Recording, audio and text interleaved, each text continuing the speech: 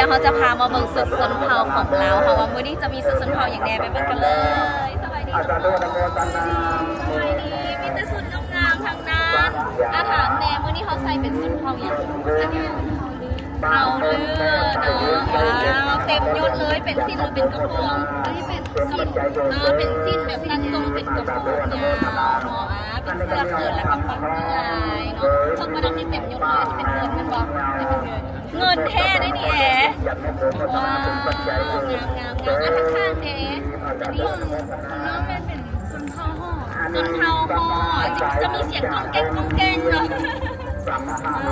อันนี้ก็เงินคือกันแม่ว้าวเป็นสิ้นเนาะอันนี้เป็นสิ้นมาร์กแล้วก็จะเป็นเครื่องประดับเงินทางด้านข้างเด้เท้าเมยจะเป็นสาวเสื้อเคิร์นแล้วก็มีผ้าโพกหัวเนาะอันนี้เป็นเท้าอย่างเท้าล้างเท้าล้างหูคล้ายๆกันเนาะคล้ายๆกันอันนี้ก็จะเป็นพื้นสีดำแล้วก็เป็นเสื้อเปิดนุ่งซีนงดงามเนาะวันนี้มาแสดงกันมั้งวันนี้มาแข่งกัน